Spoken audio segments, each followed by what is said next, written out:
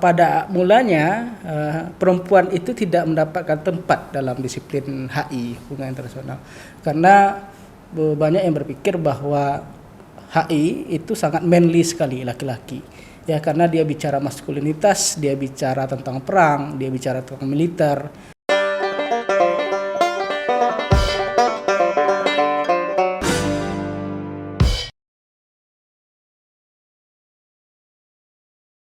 Assalamualaikum warahmatullahi wabarakatuh. Shalom, salam sejahtera, Om Swastiastu, Namo Buddhaya, salam kebajikan, Rahayu. Sobat Misi yang berbahagia dimanapun berada, saat ini kami akan bercerita atau berdiskusi dengan tema tentang 16 hari anti kekerasan terhadap perempuan. Nah, ini adalah topik yang sangat menarik dan kebetulan sedang terjadi di berbagai belahan dunia saat ini gitu ya, termasuk yang ada di Indonesia. Dan termasuk juga kita di Universitas Maritim Raja Ali Haji sedang menggalakkan bagaimana kesadaran gender terhadap hari anti kekerasan terhadap perempuan.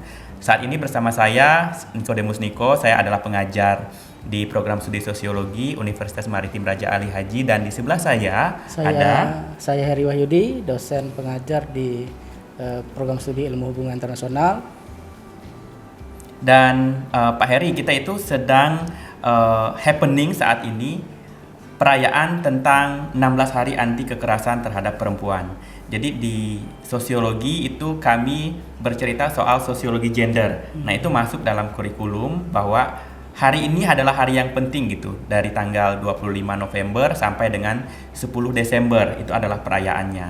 Nah, dari perspektif HI sendiri, bagaimana ini memandang gender secara umum, Pak Heri? Oke, terima kasih Pak Niko. Ya, kita diskusinya santai aja ya, karena ini memang harus di akar rumputkan ya. Nanti kalau serius nanti tidak bisa pula di akar rumputkan ya. Jadi gender ya di dalam sosiologi tentu itu sangat punya fokus tersendiri ya. Tetapi dalam HI tersendiri, gender itu gender feminisme itu baru masuk dalam HI itu pada perdebatan ketiga. Jadi perlu diketahui di HI itu sendiri pada saat dia dinyatakan sebagai sebuah disiplin ilmu itu dia melewati 4 perdebatan besar, great debates namanya. Jadi gender dan feminisme itu masuk mempengaruhi HI di perdebatan ketiga yang berfokus mendebatkan atau mempertentangkan metodologi yang akan digunakan dalam HI itu sendiri.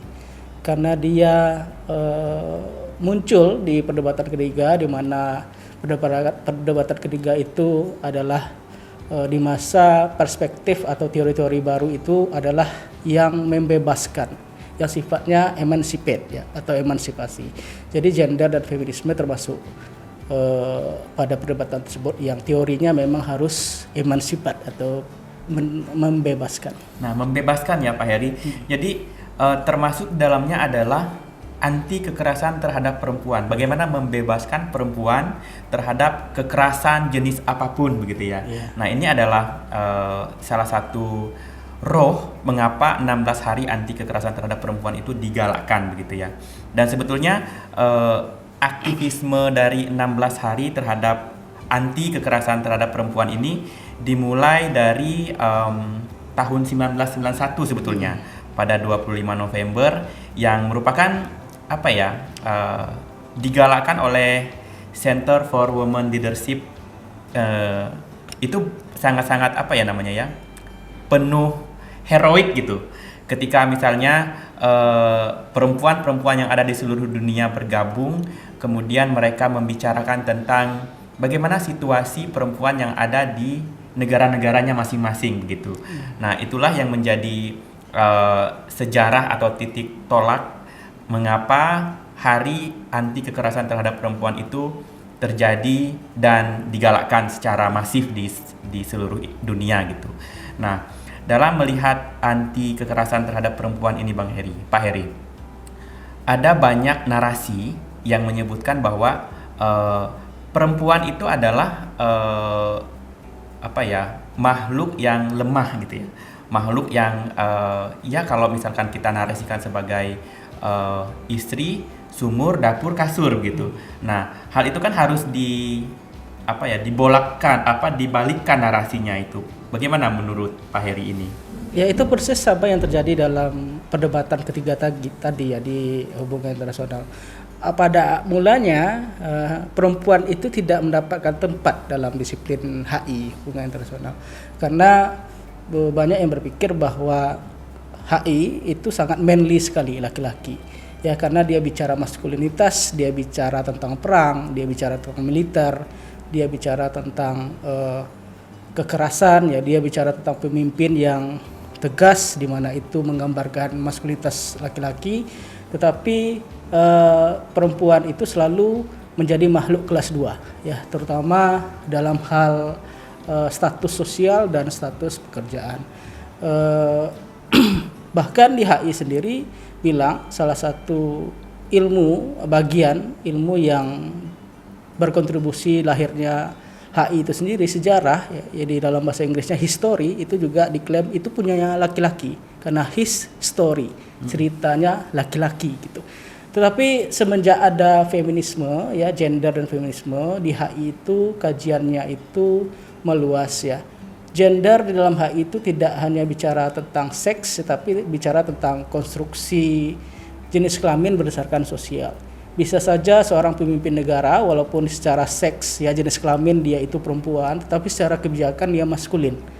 Jadi seperti itu, Pak Niko. Jadi ada semacam anekdot ya bahwa sejarah itu milik laki-laki ya, gitu ya. History tadi.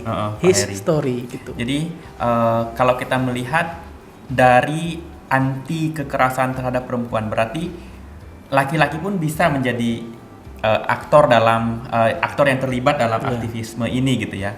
Karena apa yang kita lihat misalnya pada tanggal 25 November itu adalah ada semacam kejadian mengapa hari itu menjadi hari yang penting untuk sejarah bangkitnya aktivisme perempuan gitu.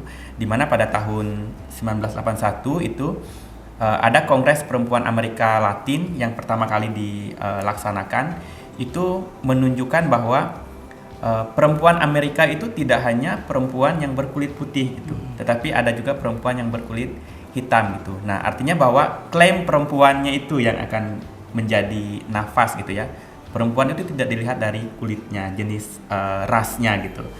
Nah, kalau kita di Indonesia secara umum, Pak Heri, mungkin data Komnas Perempuan cukup tegas ya menyatakan bahwa setiap 5 menit itu ada 3 orang, setiap 5 detik itu ada 3 orang perempuan yang mengalami kekerasan gitu. Entah itu kekerasan fisik, kekerasan ekonomi, kekerasan psikis gitu.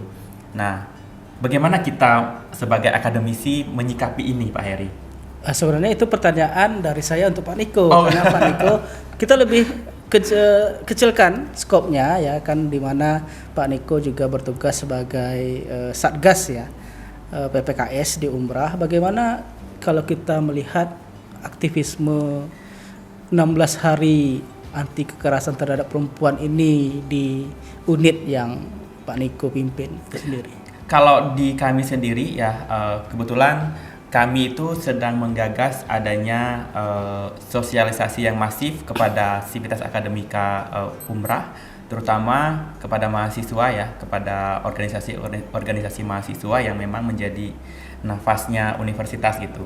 Mereka ini akan menjadi perpanjangan tangan bahwa awareness kita terhadap kekerasan terhadap perempuan itu tidak bisa terjadi secara single faktor gitu. Dia pasti terjadi multifaktor gitu. Dan termasuk diantaranya adalah kebijakan-kebijakan yang diambil oleh pimpinan perguruan tinggi gitu. Termasuk pimpinan perguruan tinggi itu termasuk misalnya rektor, dekan, kepala jurusan dan pemimpin yang ada di manajemen universitas gitu. Nah, itu mereka ikut andil dalam situasi ini gitu. Dimana kalau misalnya kita ingin merejus atau ingin menangani kekerasan seksual yang ada di universitas misalnya, harus ada dulu aturannya gitu. Harus ada peraturan yang jelas, peraturan rektornya atau peraturan dekannya atau bagaimana SOP di unit terkecil jurusan gitu ya. Nah, ini yang menjadi penting dalam menyuarakan penyadaran dulu gitu. Karena selama ini kesadaran kita itu masih berpangku pada kesadaran yang ada di rumah gitu. Di rumah kan kita melihat ibu kita, ayah kita itu seperti dua orang yang berbeda gitu. Ibu kita melayani ayah, kemudian ayah dilayani gitu. Nah, bagaimana kita membuat narasi yang terbalik gitu, bahwa laki-laki dan perempuan bisa melayani dirinya sendiri gitu. Jadi bukan perempuan yang melayani laki-laki gitu. Jadi bukan laki-laki yang dilayani perempuan gitu. Nah, kesadaran gender itu yang mungkin penting, dan mungkin juga ini dipelajari di mata kuliah di HI, Pak Heri ya. Yeah. Gimana kalau misalkan kurikulum yang ada di HI sendiri gitu ya, mengenai gender dan aktivisme terhadap mungkin penyadaran terhadap gender gitu. Bicara kurikulum di HI ya terkait gender, mungkin akan ini diusahakan untuk diadakan, karena belum terlalu mendalam dalam membahas gender. Karena jujur saja kalau kita bahas gender ini dia kan multi perspektif dan multidisiplin. Semua ilmu juga bisa membahas gender. Tetapi yang perlu digarisbawahi gender ya. Kalau di HI bicara gender itu kita tidak bicara seks ya, tidak bicara jenis kelamin, kita bicara maskulinitas dan feminitas. Belum tentu seorang pemimpin tadi yang saya sebutkan tadi, seorang pemimpin walaupun dia sangat manly ya, tetapi ada dalam waktu-waktu tertentu dia sangat feminim ya, terutama pada saat dia bersama keluarganya dan lain-lain ya. Seperti itu, Pak Niko. Jadi ini adalah PR kurikulum ya buat kita ya. Ini juga termasuk di kurikulum mata kuliah yang ada di Umrah secara keseluruhan. Karena untuk membicarakan gender sendiri tidak hanya dari ilmu sosial dan ilmu politik gitu, tetapi juga di seluruh bidang ilmu gitu. Termasuk di dalamnya misalnya science ya. Science dan gender itu menjadi sentral sebetulnya, STEM itu ya, dalam pendidikan gitu. Nah, ini mungkin menjadi PR kita di Umrah, karena sejauh ini pun belum ada semacam evaluasi kurikulum gitu ya. Bagaimana sih program studi A atau program studi B dalam mengaplikasikan penyadaran gender terhadap peserta didik. Nah, itu yang mungkin menjadi PR kita semua, dan juga PR untuk pimpinan perguruan tinggi kita yang mungkin bisa menyegerakan itu ya, Pak Heri ya. Karena ya ini memang situasinya sudah seperti ini gitu. Kita harus segera melakukan aksi ya. Dimana kalau kita lihat 16 hari anti kekerasan terhadap perempuan ini, mungkin saatnya sudah waktunya hari ini gitu ya, kita menyadarkan. Memulai dengan hari ini gitu. Oke, mungkin itu saja. Ya, mungkin untuk closing statement ya Pak Heri, silakan Pak Heri dulu. Ya, masalah gender ya, kita sudah melewati satu narasi besar ya. Kita pernah mendengar istilah gender mainstreaming ya, pengarus utamaan gender. Tetapi tidak berhenti di situ, ada beberapa transformasi yang berkaitan juga gender. Kita juga sekarang mengenal istilahnya GESI ya, GESI. Jadi kalau kita tidak membuka mata hari ini ya, tidak menulis hari ini dan tidak berkegiatan hari ini terkait narasi ini, kita mungkin akan mengesampingkan hal-hal yang berhubungan dengan gender. Padahal gender juga termasuk dalam isu-isu pembangunan yang berkelanjutan atau SDGs ya.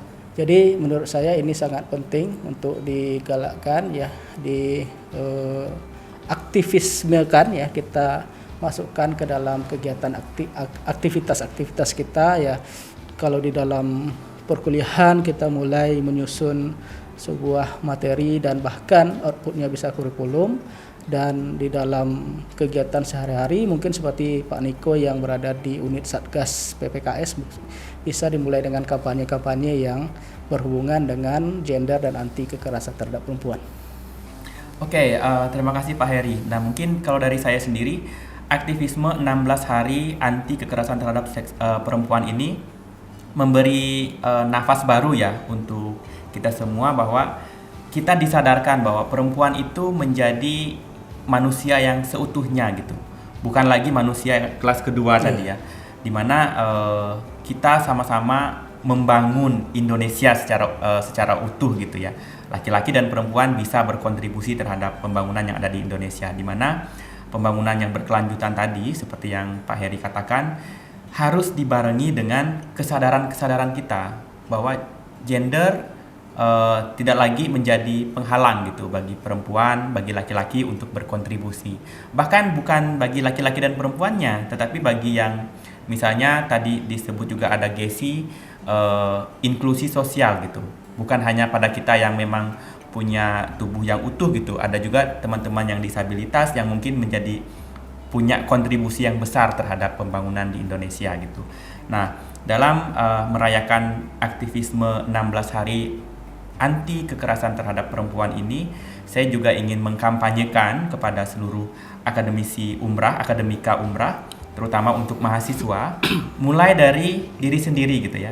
Karena kalau kita bukan diri sendiri yang memulai, lalu siapa lagi yang memulai gitu. Dan mulai dengan hari ini. Kalau tidak hari ini ya kapan lagi kita mulai gitu. Karena aktivisme ini sangat penting untuk keberlanjutan kita di masa yang akan datang. Begitu. Ya, sangat menarik ya perjumpaan kita di hari ini, Pak Heri. Ya, betul Pak Niko. Mungkin sampai di sini dulu, sobat-sobat FISIP. Semoga bermanfaat. Sampai jumpa. Assalamualaikum warahmatullahi wabarakatuh.